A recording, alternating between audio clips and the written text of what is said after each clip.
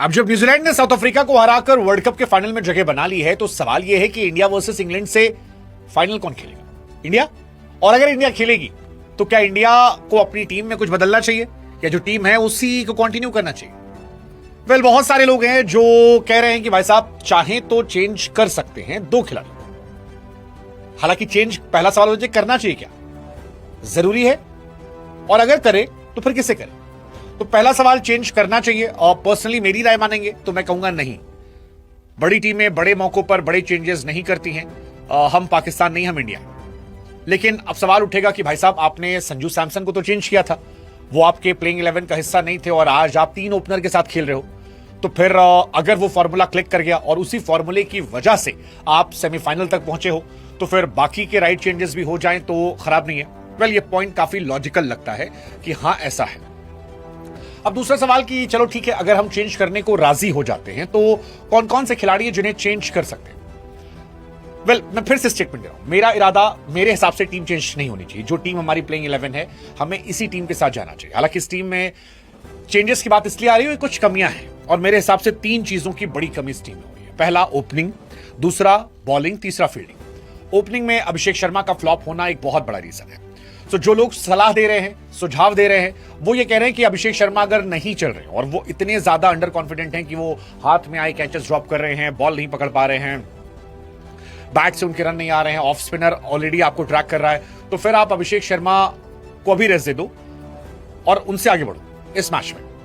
मैं अभिषेक शर्मा को अभी भी खिलाने के मूड में हूं, क्योंकि मुझे लगता है कि अभिषेक शर्मा फिन एलन जैसे खिलाड़ी हैं जो अगर चलेंगे तो आपको एक दिन में सब पलट कर दे देंगे, सब कुछ पलट कर दे देंगे। और इंग्लैंड के सामने हो सकता है वो दिन हो जो अभिषेक शर्मा ही आपके सबसे बड़े मैच विनर बन जाए, कमाल कर दे। मतलब I personally expect from Abhishek Sharma कि वो ऐसा कर सकते हैं, ये मेरा थॉट प्रोसेस है। लेकिन अगर चेंज करते हैं तो एक चेंज हो सकता है कि अभिषेक शर्मा की जगह पर आप रिंकू सिंह या वॉशिंगटन सुंदर को ला सकते हो। रिंकू सिंह या वॉशिंगटन सुंदर, it can be a good choice, it can be a good choice. Washington सुंदर specially good choice.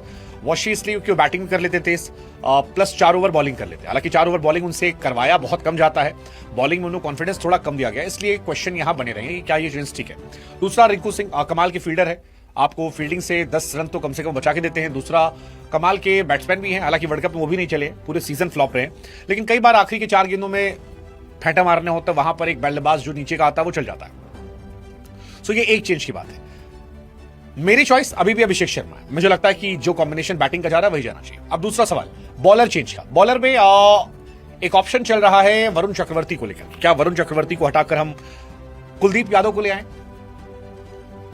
Well, Kuldeep undoubtedly is one of the most impactful player, बहुत कमाल के गेंदबाज है, लेकिन फिर भी वरुण चक्रवर्ती मैं खिलाऊंगा यार, मैं खिलाऊंगा। वरुण महंगे साबित हो रहे हैं। पिछले मैच में मेरी एक्सपेक्टेशन बहुत ज्यादा थी, 1 विकेट निकाला 40 रन देकर कोलकाता में, बट फिर भी मुझे लगता है मैं उन्हें खिलाऊंगा।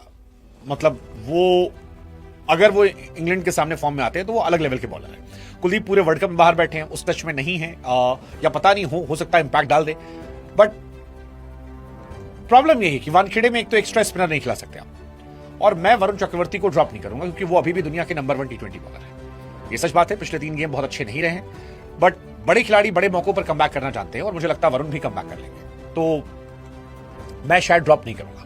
अगर टीम इंडिया को बहुत चिल है, बहुत मन है कि वो एक इंपैक्ट डालें और एक और प्लेयर खेले, तो वो मेरे हिसाब से एक ऑप्शन हो सकता है। हालांकि ये भी मैं अपनी टीम में तो नहीं करना चाहूंगा, मैं नहीं करना चाहूंगा, बट अगर एक ऑप्शन करना तो आप कर सकते हो कि अक्षर पटेल को ड्रॉप करके कुलदीप यादव खिला दो। अक्षर की बैटिंग वैसे भी नहीं आती है, बैटिंग जब तक आप अगर आएगी भी तो आप ऑलमोस्ट मैच हार चुके हो, तो इतना बड़ा डिफरेंस नहीं होता। बॉलिंग में कुलदीप वहां डिफरेंस क्रिएट कर सकते हैं। Kuldeep is a better bowler than Axar Patel. Axar overall is a better package than Kuldeep Yadav. But क्या वाइस कैप्टन को ड्रॉप करोगे फॉर नो रीजन? मतलब he has not done anything wrong. पिछले मैच में वरुण चक्रवर्ती से अच्छी गेंदबाजी की थी, बैटिंग आई नहीं है, और कभी आती है तो अच्छा इंपैक्ट वो डालते हैं। सो मैं पर्सनली अपनी टीम से उनको बाहर नहीं करूंगा। मेरे हिसाब से यही टीम 11 होनी चाहिए मेरी जो अभी खेल रही है, जिसमें अभिषेक शर्मा ओपनर हो, 7 पर संजू सैमसन हो, 3 पर ईशान किशन हो, 4 नंबर पर सूर्य कुमार यादव, 5 पर तिलक वर्मा, 6 पर हार्दिक पांड्या, 7 पर शिवम दुबे, 8 पर अक्षर पटेल, एंड देन वरुण चक्रवर्ती, जसप्रीत बुमराह, अर्शदीप सिंह। मेरे हिसाब से यही प्लेइंग 11 है।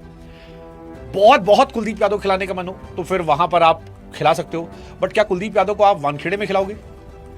एक क्वेश्चन ये भी है। मतलब सो मेरे हिसाब से India should go with same team, क्योंकि वानखेड़े में एक एक्स्ट्रा स्पिनर नहीं खेलेगा, तो वहां पर कोई लॉजिक नहीं बनता है। तो मेरे हिसाब से अच्छी पिच है, बढ़िया पिच है, जो टीम है जाओ and just go and explore and win match. Toss की प्रैक्टिस कर लो यार, बस थोड़ा बहुत कुछ हो सकता है तो दुआ कर लो।